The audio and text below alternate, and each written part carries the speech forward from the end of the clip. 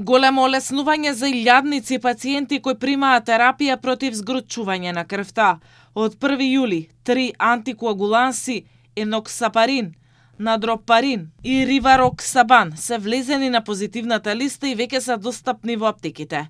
Тоа значи дека наместо да плаќаат илјадници денари од свој джеб, пациентите сега ќе плаќаат само партиципација. За еноксапарин и надропарин, лековите што досега чинеа од 1100 до 2700 денари, цената за осигурениците паѓа на 160 до 240 денари, а за еден од брендовите нема да има никаква доплата.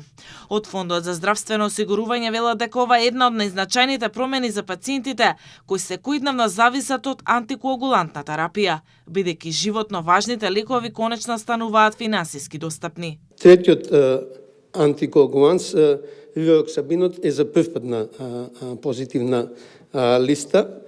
Тој до сега се движеше во рангот од 2 до 2200 денари. Сега ќе биде достапен за партиципација од 160 денари.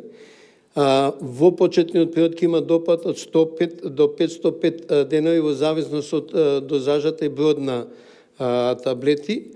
Во најчесто користената дозажа тоа се 10 мг по 30 таблети. Заштедата на граѓаните ќе биде 1752 денари.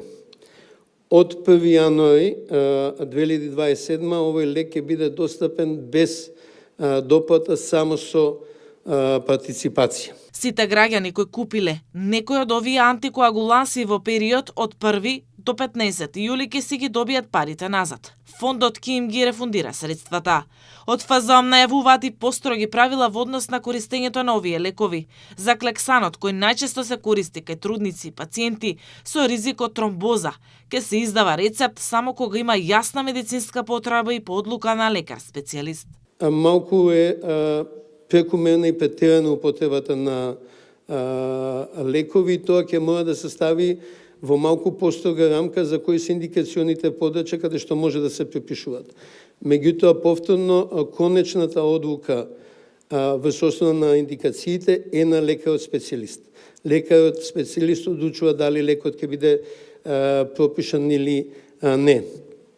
За еноксапаринот и надропаринот, тој ќе биде се уште достапен и во болничко лекување, бидејќи лек што се користи во болнички услови и ќе се користи сега за продолжено болничко лекување, условно да кажам, во домашни услови. Клексаните требаше уште минатата година да бидат ставени на позитивната листа, но поради технички и административни проблеми, процедурите се пролонгираа. Претходно позитивната листа беше проширена со нови лекови во 2024 година.